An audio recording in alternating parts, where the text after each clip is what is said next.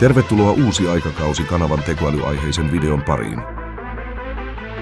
Käsittelemme tulevaisuuden tärkeitä tekoälyammatteja. Nyt vuorossa AI First Operator. Kuvittele maailma, jossa tekoäly helpottaa jokapäiväisiä tehtäviäsi ja vie sinut kohti strategisempia rooleja.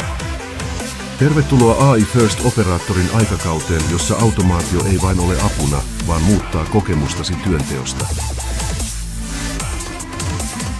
Tämä järjestelmä tuottaa tehokkuustehoja, joita et aiemmin voi. Tehokkuuden räjähdys on ilmassa ja avaa ovia uusiin lähestymistapaan organisaatiossa kaikkialla maailmassa.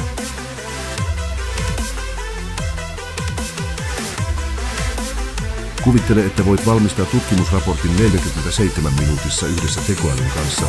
Tämä on vain yksi esimerkki siitä, kuinka AI First-toimintatavat vievät sinut aikaisemman työn vaatimustason yli.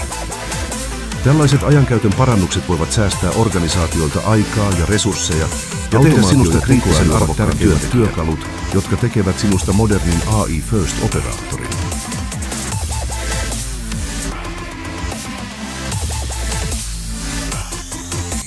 Kolme kultaista sääntöä, jotka auttavat sinua menestymään, ovat yksinkertaisesti automaatio. Näiden sääntöjen avulla voit kehittää koodauksen uusien muotojen oppiminen, että ne muuttuvat tehokkaammiksi ja asiakaskeskeisemmiksi.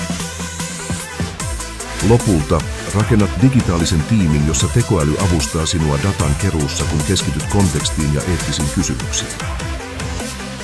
Kun suuntaat kohti vuotta 2026, voit olla varma siitä, että yhä useammat yritykset etsivät aktiivisesti 92% haastatelluista yrityksistä alkaa aktiivisesti etsiä AI First-operaattoreita. Tämä tarkoittaa, että sinulla on upea mahdollisuus kehittyä tämän kehityksen keskellä. Älä jää jälkeen, vaan hyödynnä mahdollisuuksiasi ja ota ensimmäinen askel kohti tätä uutta ammattiprofiilia.